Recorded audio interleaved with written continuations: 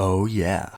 Hey everyone, I'm MVPerry, and today I'm going to be telling you the 9 types of people who watch Netflix. Which one are you? Let's find out. The first type is the trend hopper. This is someone who only watches Netflix for whatever is currently trending, whether it's Squid Game, Stranger Things, Wednesday, or whatever the next one's gonna be. They get really obsessed with it and post about it on social media like crazy. But the thing that's the funniest of all is sometimes, once it's not trendy anymore, they drop it like a hot rock.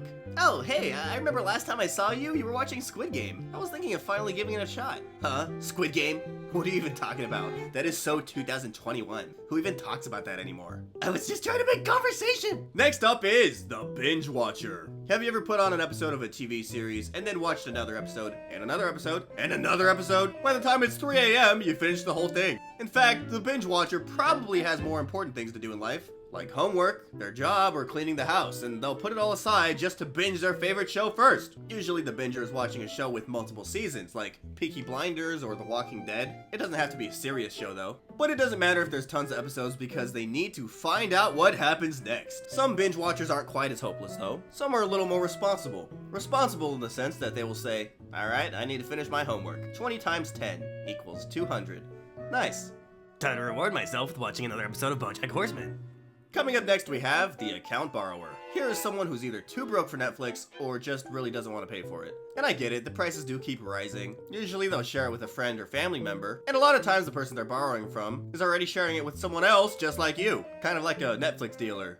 The account borrower doesn't always borrow an account though. Sometimes they find a leaked account online of someone they don't even know and they live off of it like a parasite. They'll usually make their own profile too with a weird PFP and name.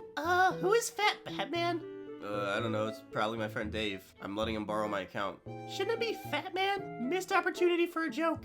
Another type is the bot for one show. Sometimes all your friends are talking about a show and you want to get in on the action. Or maybe all your favorite YouTubers have collectively seen it and you haven't. You search everywhere online and find the only place to watch it is Netflix, or Amazon Prime for $2.99 an episode, and you're definitely not doing that. So you subscribe to Netflix just to watch Breaking Bad. What's with all these Mr. White memes? What's with all these Better Call Saul memes? Who's Gustavo Fring? I want to understand! Sadly for the bot for one show type, a lot of times they forget to cancel the subscription after the show is finished, and 8 months later they're like, wait, why am I still paying for this? The next type is the Weeb. The term Weeb is always thrown around as a funny thing to call someone who loves anime.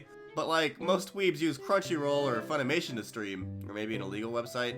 So if you're using Netflix as a weeb, it probably means you're broke, or your parents only have Netflix and that's just how it is. Luckily, there's some pretty good anime on Netflix, especially compared to some years ago. So it's not the worst thing. Hey dad, what's this category on Netflix called A9? Oh, son, that's pronounced anime. It's just Japanese cartoons. Actually, it's pronounced anime. That's how Japanese people say it. Shut up! Hey look, Psyche K, it's you. Shut up! Next up is the endless scroller. Some people know exactly why they bought Netflix and know exactly what they want to watch. The endless scroller does not. He or she will be sitting on the couch using the remote to go up, down, right, and then do it all over again. By the time they choose a show, it's already been over an hour. And even worse, when they finally do choose a show, they stop watching it after 2 minutes and scroll some more because they weren't really feeling it. The one genre fanatic. Some people know the type of thing they like and really stick to it. If it's Korean shows, they'll watch K-dramas, Korean dating shows, and Korean movies. If it's any dating shows that they like, then The Ultimatum, Married at First Sight, and Love is Blind it is. I will say though, depending on the genre you're into, it can be hard to find good stuff. Like, I'm sorry, but if you're a horror movie fan, you aren't getting too much. Then again, a lot of horror movies just suck. But I say that as someone who likes horror. Next is the time passer.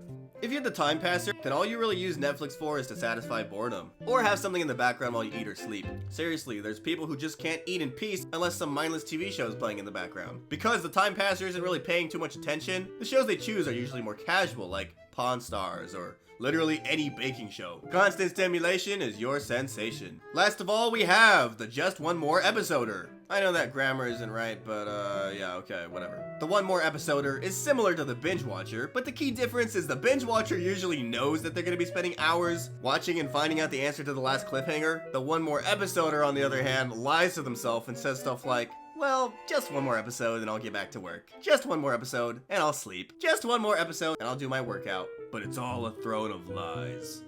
Finally finished the series. Time to go to sleep.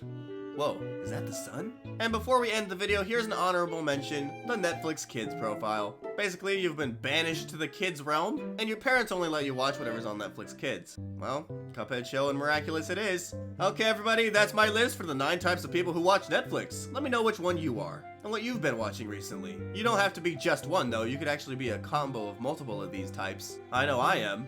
As always, thanks for watching, my name's MVPerry, and I'll see you in the next video.